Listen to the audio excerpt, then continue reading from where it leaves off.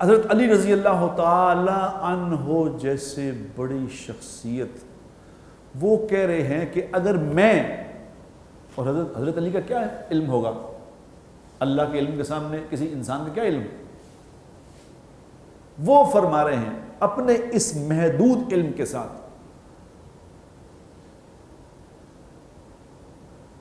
وہ یہ فرما رہے ہیں کہ میں اگر سورہ فاتحہ کی تفسیر لکھوں، صرف سورہ فاتحہ کی تفسیر لکھوں تو وہ 70 اونٹوں پہ آئے گی، 70 اونٹ اس سے لد جائیں گے سورہ فاتحہ کی تفسیر سے اگر میں کروں۔ تو کہاں صحابی کا علم، کہاں نبی کا علم، کہ ساری کائنات کا علم ایک طرف جو ذرہ اور باقی سارا علم ایک طرف جو نبی کا علم ہے، 99% علم نبی کو ملا، 1% علم ساری کائنات کو ملا۔ اور پھر کہاں اللہ کا علم کہ کیا ہے سورہ فاتحہ، کبھی ہم نے سوچا بھی ہے کہ اس کا ترجمہ تفسیر دیکھیں تو کیا ہے یہ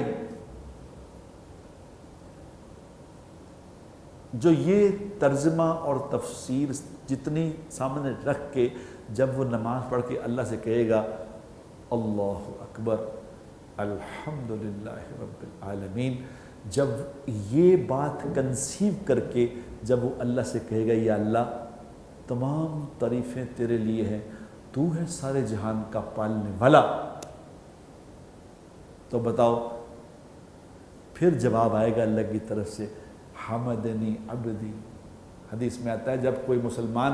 اللہ کے سامنے کھڑا ہو کے یہ کہتا ہے نا الحمدللہ رب العالمین، اے اللہ تمام تعریفیں تیرے لیے، تو سارے جہان کا پالنے والا، حدیث پاک میں آتا ہے جب یہ بندہ کہتا ہے تو اللہ اس کا جواب دیتے ہیں حمدنی عبدی، میرے بندے نے میری تعریف کی۔ پھر یہ اللہ سے مکالمے ہوں گے جب نماز سیکھ کے پڑھیں گے ہم۔